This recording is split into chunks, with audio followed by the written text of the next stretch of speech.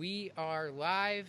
This is the Curbsiders. We are about to do our Kashlak Catchup game. This is a quiz show featuring the wonderful Hannah R Abrams. And also, I think everyone is going to be really excited, Hannah. With us is the great Dr. Paul Williams. Yeah, no, I'm sure this is going to set the Twitterverse on fire. So I'm happy to be here. Thanks so much for letting me join. I think people are just pouring in by the ones, Paul. Yeah. Mom, thanks for tuning in. We had several requests for you last time. I think it was just the same person a couple of times, but yeah, we'll count it. All right. Yeah. Okay, I'm now retweeting. We'll figure it out.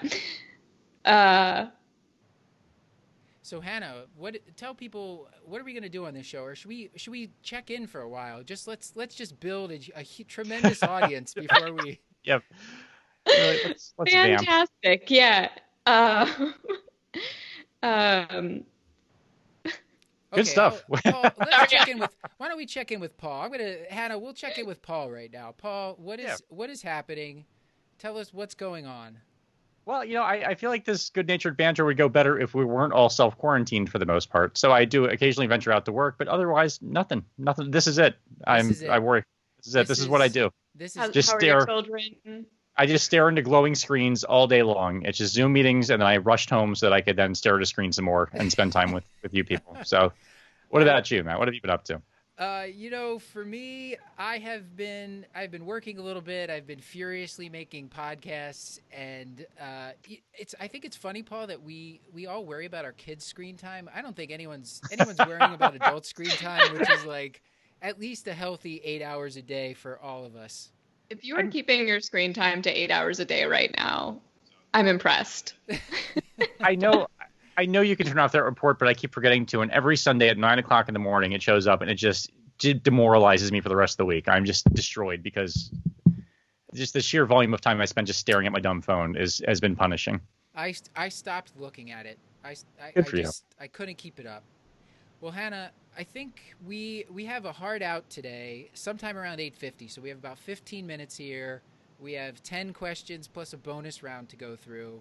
Very key bonus round this week, yeah. So why don't you get started. The audience about this game that we're about to play.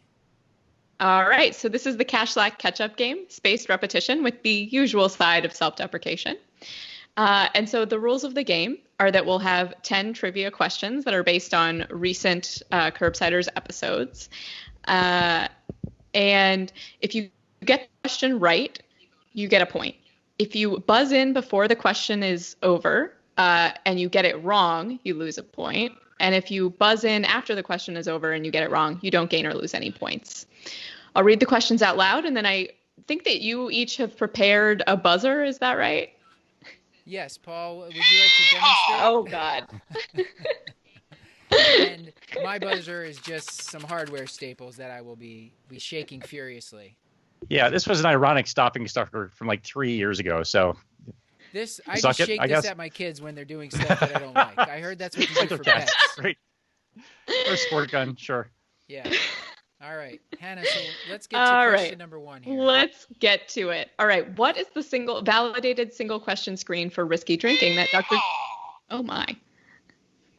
Over the course of the year, has there been a day where you've had more than 4 drinks for women or more than 5 drinks for men? Yeah. Absolutely. So the Cage questionnaire is dead, as she pointed out. And this is a kind of easy screen, and then you can also do the audit C. All right, I'm done. Oh. Question. Okay, Paul, 1 point. And Paul, next question. I should mention that take it easy on me, and this is for funsies, okay? So no need to beat up on me. So that'd be sodium phosphate or Fleet's enemas.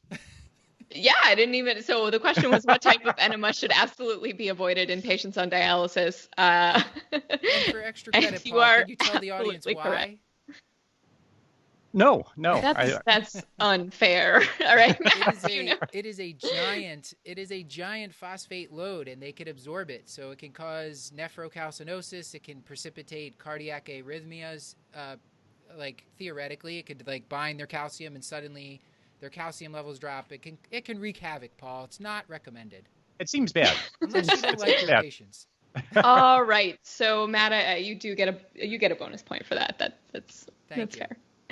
All right. Next All right. question. An incidentally found low risk lung nodule under what size do you not need follow up? Under what size? It's 6 millimeters. Yeah. I used to. That seems much easier now. I think in the past it was like 4 or 8. There was a much. It's just now 6, less than 6, low risk. Call it a day. Yeah.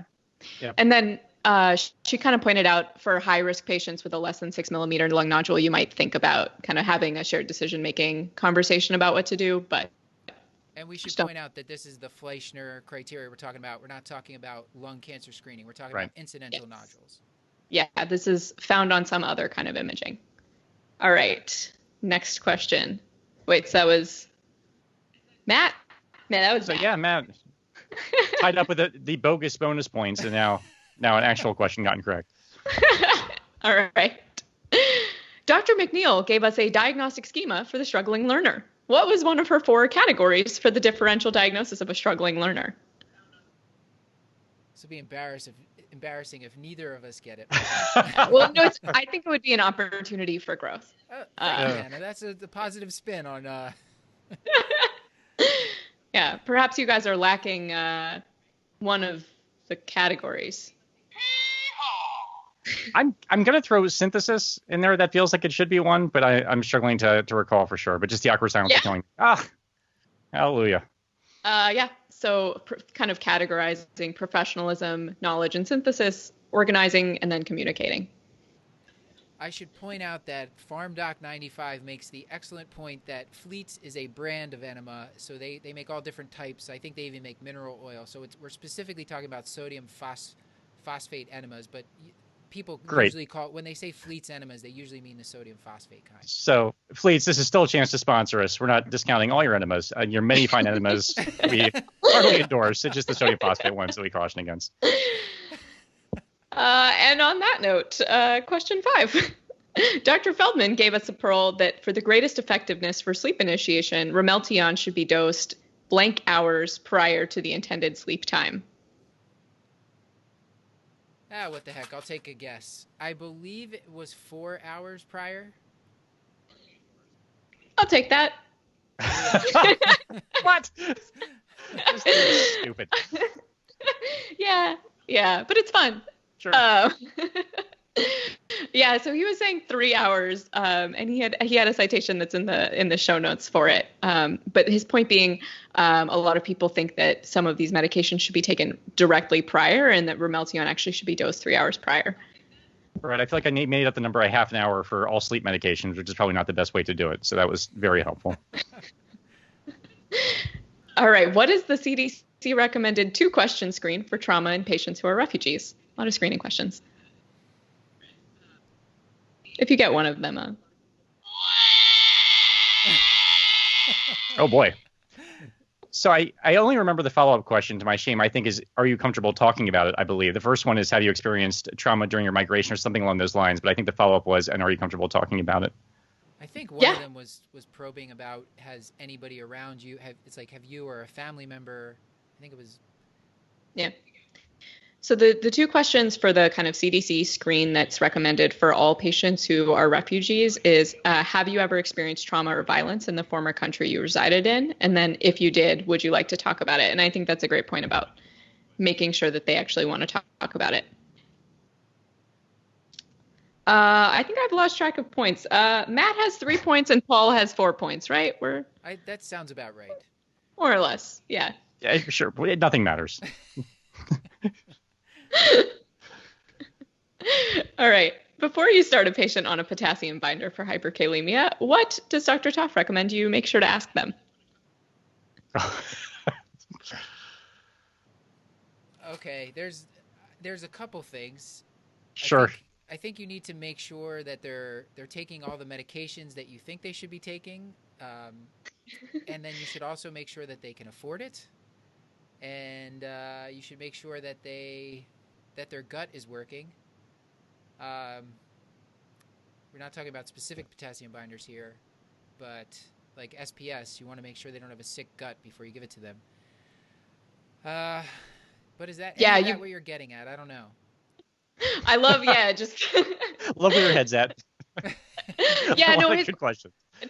Totally. His point was basically, this was on the recent Neff Madness episode. By the way, this is my reminder to tell everyone to submit their Neff Madness brackets. Have you guys submitted your Neff Madness brackets? Absolutely, of course I have. I am super stoked to lose in the first round, as per usual. Yeah. I have obviously SGLT2 inhibitors and diabetes, or in non-diabetic kidney disease going all the way. What you guys have winning? I liked. Is Fleet's Enemas in there? I generally have no memory. I penciled in Fleet's Enemas, and that's what I chose. It's just a write-in vote. Just going to the ship. Right. Okay, we are on, I believe, question number 10. The IOTA systematic review and meta-analysis found that acutely ill patients above what O2 sat had increased in-hospital mortality? It was 96%. Sorry, I should have buzzed in. Oh, yeah. Okay, wait. So it is 96%. Yeah. And this was the point being kind of our low end should be 90 or 88 for COPD patients. And then actually, like most of the guests were saying that their practice is to stop any supplementation over 96. Right. All right. So Matt 6, Paul 4. Question number 10. Great accounting today. Yes, strong work, Hannah. Glad you're in charge. Oh man. What were you about to say? No, I was just going to do math because I felt like 4 + 6 = 10, and yet here we are on question 10. That's because Matt got a bonus question. Sure. Right. All right. Question 10. We often think about using fibrates when triglycerides are elevated, but for triglyceride persistently greater between 500 and 1,000, what are kind of the first and second line treatments? So the first line treatments should still be statins, mm-hmm. and the second line treatments fibrates. And I guess I don't know if you want to throw in healthy diet, abstain from alcohol, but that's my answer. All right, and what order would you put those in? I think I got to give this one to Paul to. Okay, Paul. Yeah, go ahead. Paul. Why So maybe I'm not understanding the question, but you would start with statins, then add on fibrates. I think if you don't actually, so statins are at the first line, then you would add fibrates, I think, and then there's the third line that is not necessarily just all fish oil supplements that I'm kind of blanking on if I'm understanding what you're asking, but I might not be. Yeah, it's a lifestyle modification. Is first line was part of the point, and then statins, and then fibrates. So right, because lifestyle modification being the cornerstone. Right. I'll say good always luck the in first real line. Life. In real life, I've seen like everybody that has that going on gets basically they get thrown on a fibrate right away. But I don't think that's right. I just that's what I see happening. Outpatient practice too. It's like their triglycerides are 300. I think I want to start a fibrate. I'm like, wait, when did we start doing this? And then I remember that we did not. So yes, fair point. All right. So Matt 6, Paul 4. Going into, I am actually pretty sure. Wow. What medication for treatment of alcohol use disorder may be helpful for patients who experience dysphoric symptoms like insomnia when they start drinking? Stop drinking. Say a camprosate. Yes.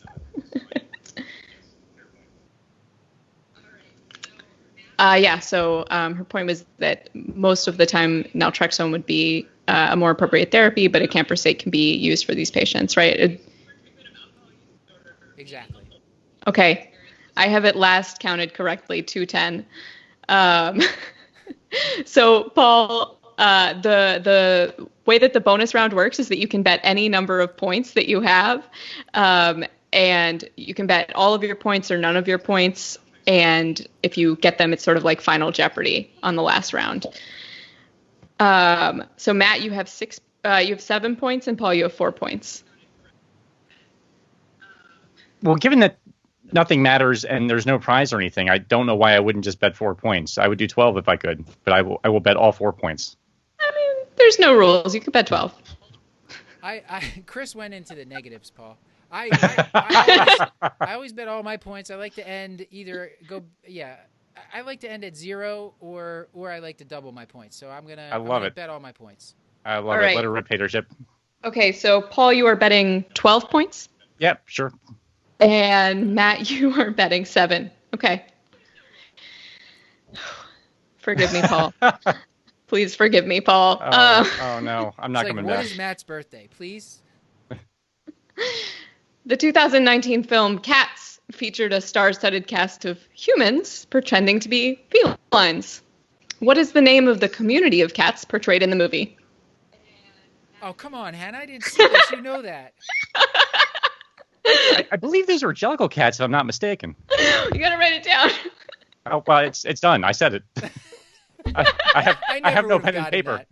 No, yeah, Matt's not going to get that. And also, I was not informed of the need for pen and paper, so you're stuck with my verbal answer. Paul, please define Jellicle cat. You can't. It's like, I've mentioned this before. If you have to ask, you don't know. It's like jazz or pornography. Like, you know it when you see it.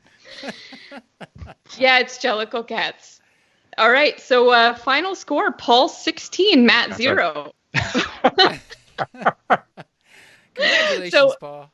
Yeah. I have to tell you, I had a legit moment of panic where I could not think of the name Jellicle. Like, I flop sweat. Like, I felt, because as much as I talked about cats and not to be able to come up with that, I would have been more ashamed than having a lack of medical knowledge. So I'm glad I pulled it out. Yeah, I mean, this is the whole spaced repetition thing, is like right when you were about to finally forget about that movie, like bringing it back. Bringing it back. Bringing it back. Just, available streaming absolutely.